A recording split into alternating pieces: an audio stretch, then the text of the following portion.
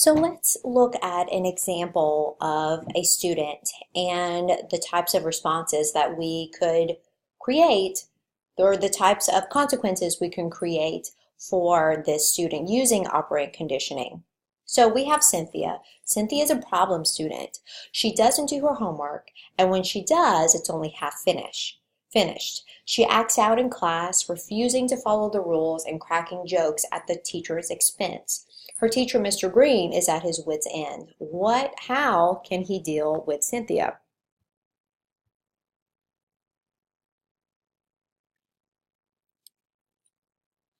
So, through operant conditioning, behaviorists believe that we can use both rewards and punishments.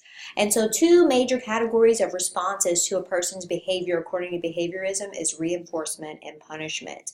So the main difference between reinforcement and punishment, when you think of reinforcement, I want you to think about what can you do to increase the good behavior or to continue the behavior that you want to see.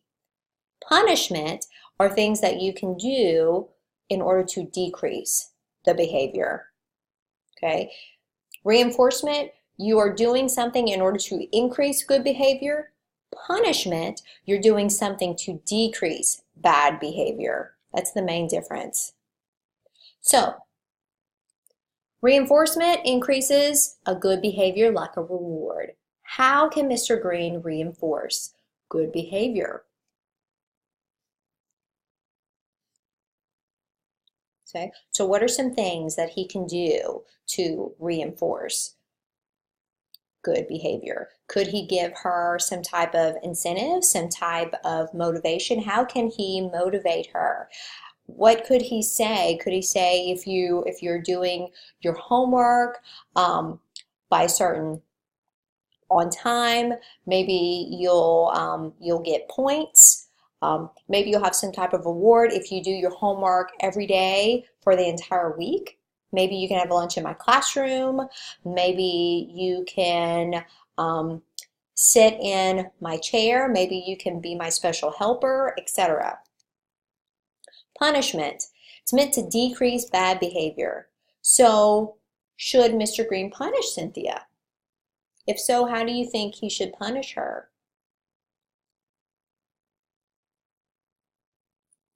So if Cynthia, for instance, if Cynthia does not do her homework, maybe calling her parents might be a punishment that Mr. Green can do to discourage skipping homework in the future.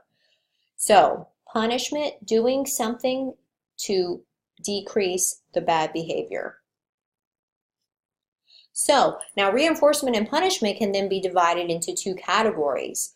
So when we think of positive and negative, positive means in this type of situation, so there's positive reinforcement and positive punishment.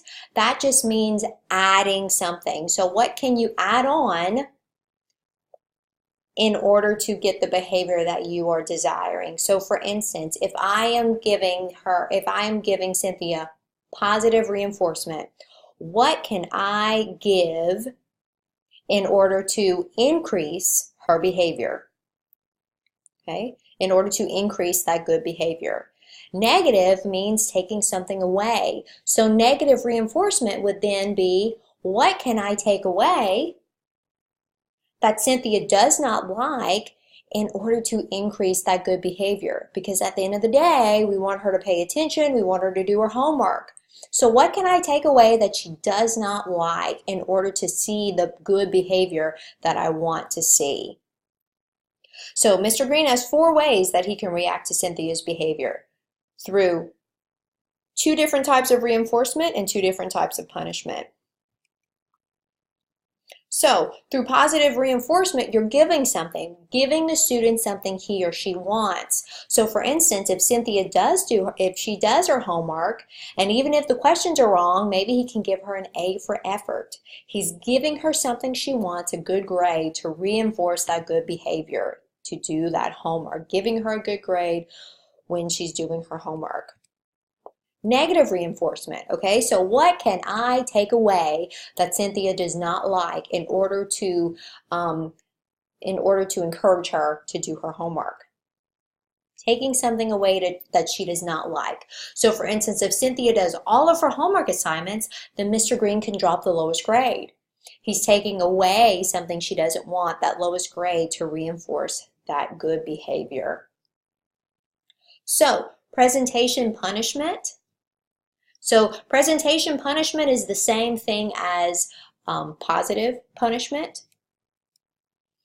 So giving the student, so if I am doing positive punishment or presentation punishment, I'm giving the student something that he or she does not want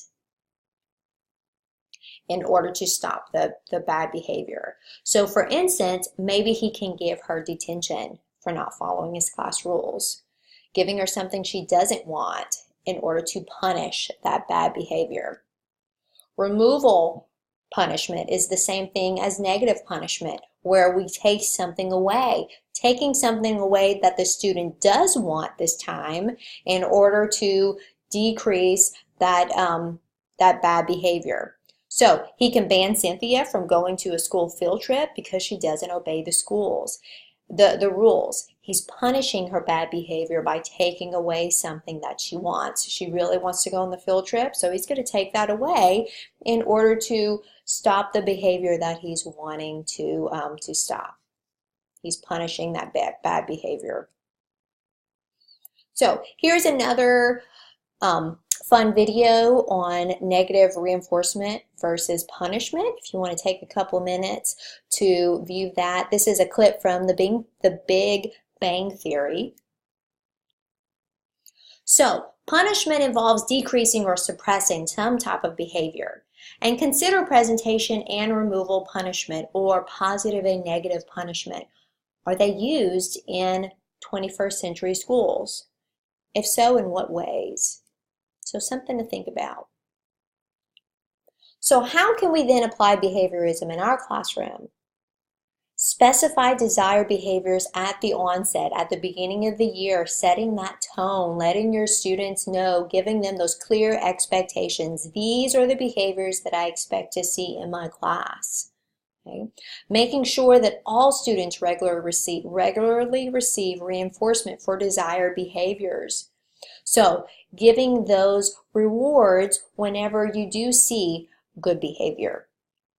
Use extrinsic reinforcers only when desired behaviors will not occur otherwise. So sometimes it's easy to say, okay, well, I'm just going to give them a piece of candy whenever they've given me a right answer, or when I've seen good behavior. Use those sparsely, guys.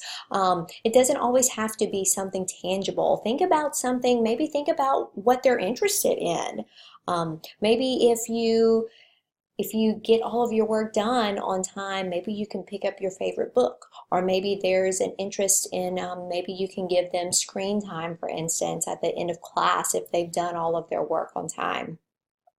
Determine whether particular reinforcers are truly reinforcing for students. Because depending on the situation, you may think, for instance, you may have a child in your classroom who is extremely difficult, and to the point where it's very easy to say, you know what, I'm just going to send you to the principal's office. I've talked to you multiple times. I'm just going to send you to the principal's office. Well, what if that child really wants to go to that principal's office because the incentive for that student is, you know what, I'm leaving your classroom. That is what I'm looking forward to. I'm looking forward to leaving your classroom. So that could actually not be a punishment for that child. That could actually be reinforcing that child's behavior. So we have to be, each child is different. So we really have to be creative sometimes, and really, again, going back to knowing your students, what works for one may not work for another. So, and make response, consequence, contingencies explicit. Let them know this type of behavior will lead to this consequence. When you want to encourage the behavior in a group of students, consider maybe using a group contingency. If I see this type of behavior happens, well, this is the incentive that's going to occur. Monitor students' progress. Okay? Administer reinforcement consistently until the desired behavior occurs at a desired rate. And once a behavior is well established, but only gradually, wean the students from that extrinsic reinforcement. So again, you want to use it sparsely, but whenever you really have to use it, think about, okay, how can I move to where my students want to intrinsically perform this behavior rather than always looking for something in return for showing me this type of behavior. Okay, so these are the general aspects of behaviorism and how to apply them in the classroom. And so hopefully this lecture has helped clear up some of any questions or concerns that you might have had about behaviorism. Thank you so much.